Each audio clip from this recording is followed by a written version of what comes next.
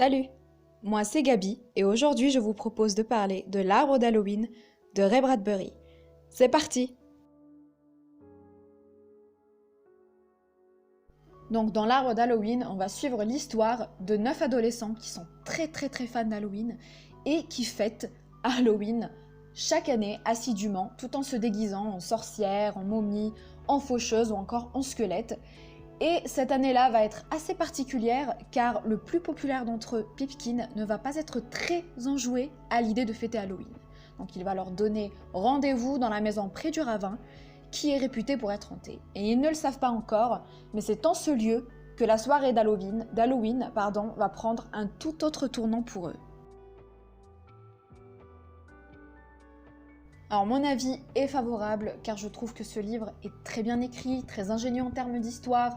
Je trouve aussi que l'auteur a su retranscrire à la perfection cette ambiance halloweenesque qui va très bien avec cette période, je pense. Et les personnages en eux-mêmes sont vraiment très bien écrits, sont attachants.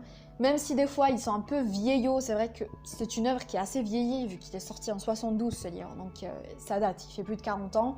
Donc vous vous en douterez quand même que ça reste un peu vieillot à certains moments, mais c'est pas vraiment un souci, voilà, car je trouve que certes les mots utilisés datent un petit peu, mais c'est bien aussi pour notre vocabulaire à nous, voilà, ça nous enrichit, on en découvre pas mal et on apprend aussi beaucoup de choses historiquement parlant, déjà que les descriptions et la narration est juste superbe, moi j'ai adoré, j'avais l'impression de lire un conte.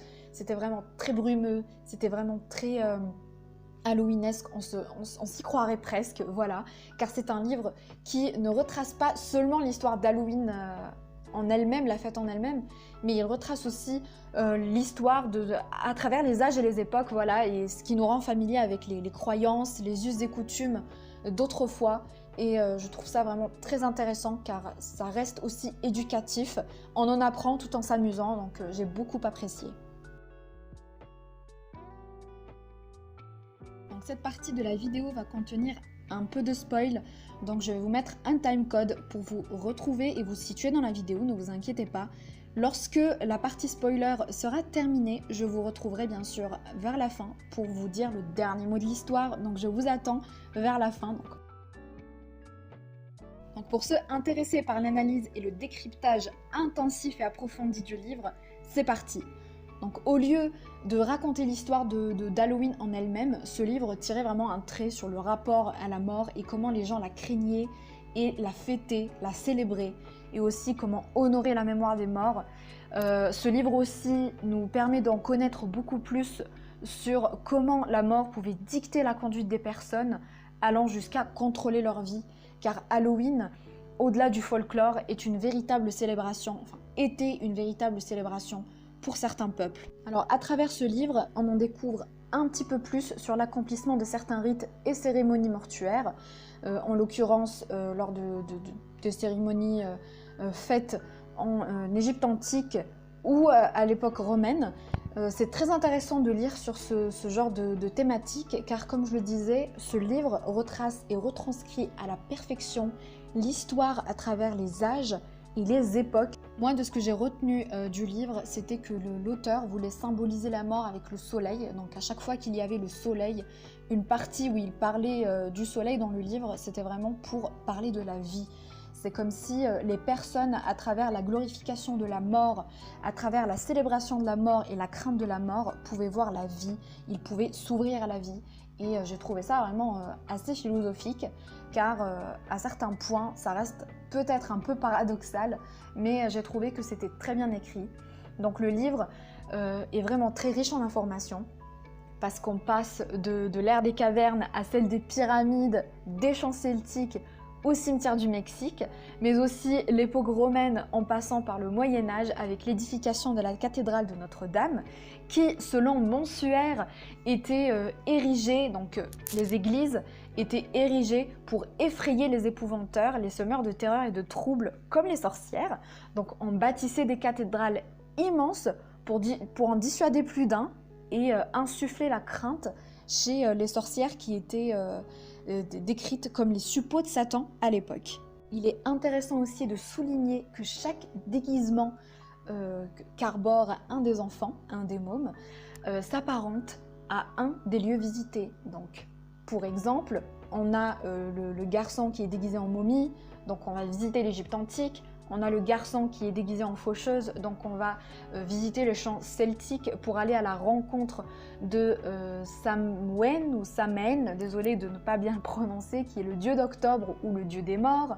Donc vous l'aurez compris, à chaque fois, à chaque déguisement, on a un petit peu le lieu qui s'apparente à ce dernier. Et j'ai trouvé ça vraiment très ingénieux aussi de connaître un petit peu l'histoire des déguisements à travers les époques. Maintenant, je vais m'attaquer à la partie de l'histoire qui m'a vraiment intriguée et qui m'a plu. D'un point de vue philosophique, d'un point de vue ironique ou paradoxal, on va se retrouver à un moment donné vers la fin du livre où les enfants vont devoir sauver Pipkin. Et pour ce faire, les enfants vont devoir sacrifier une année de leur vie.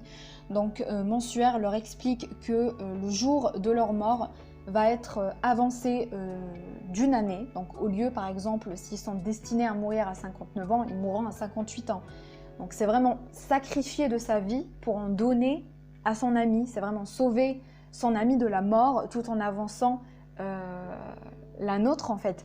Et j'ai trouvé ça vraiment très paradoxal et très ironique de repousser la mort avec la mort.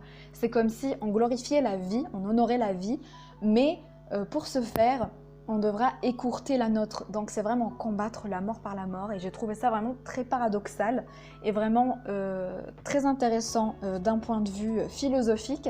Car pour moi, Mensuaire est portrayé dans le rôle de la mort dans le roman. Car à un moment donné, Tom va demander à Mensuaire qui il est.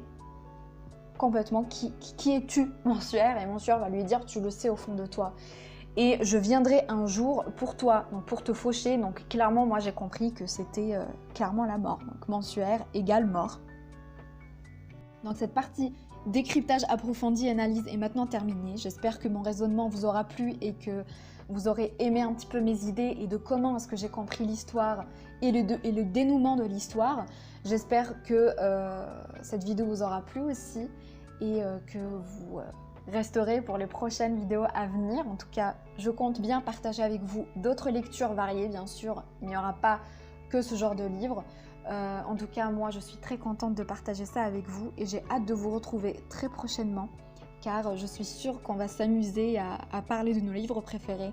Si vous avez vu cette vidéo, si quelqu'un a vu cette vidéo, n'oubliez pas de commenter et de me dire ce que vous en avez pensé. Merci beaucoup et je vous dis à très bientôt.